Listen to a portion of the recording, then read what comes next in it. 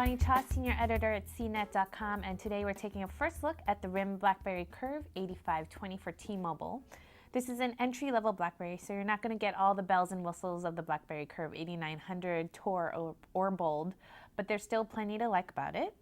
First off, there are a couple of design features that are completely new to the BlackBerry models. Just below the display here, you'll notice that the trackball navigator is now gone, and it's been replaced with the optical trackpad.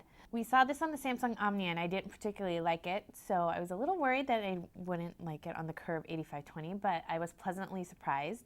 Works really well and is very responsive, so scrolling through menus and web pages was no problem. And you can also press down to select an item. Also new to the device is the dedicated media controls on top here. You get track, forward, back, and play, pause buttons, which you can use for both music and videos. There's also a 3.5mm headphone jack, so it's definitely more of a multimedia friendly device.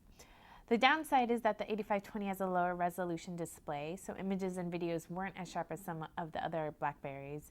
The rest of the smartphone's design is pretty similar to the BlackBerry Curve 8900 here. It's nice and trim, and it's actually lighter, which is great, but I also thought it felt a bit plasticky. You do get a soft touch finish along the outer edges of the device, so it doesn't feel completely slick. The QWERTY keyboard will probably feel a bit cramped for some. The buttons are pretty small, so there might be an adjustment period until you feel comfortable using it. Like I said at the beginning, the Curve 8520 is more of an entry-level device, so it's not as full-featured as some of T-Mobile's other smartphones like the T-Mobile Dash 3G and the MyTouch 3G. The major things that are missing are GPS and 3G support.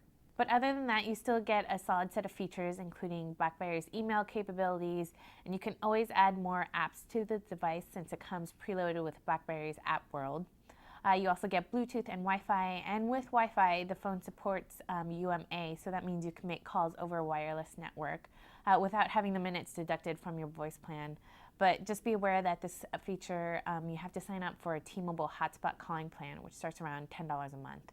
The smartphone offers great call quality for regular voice calls though. My friends were really impressed with the sound quality, and they didn't even notice when I switched over to the speakerphone. The Curve 8520 is also fast, and so it's just a really good performer in general. T-Mobile is offering this smartphone for $129.99 with a 2-year contract, which I think is actually a little too high. But the good news is Walmart is offering the same phone for just $49, which is a much better price and definitely a bargain. So if you can get to Walmart, I wouldn't hesitate recommending this phone for a first-time smartphone buyer. I'm Bonnie Cha, and this has been your first look at the RIM BlackBerry Curve 8520 for T-Mobile.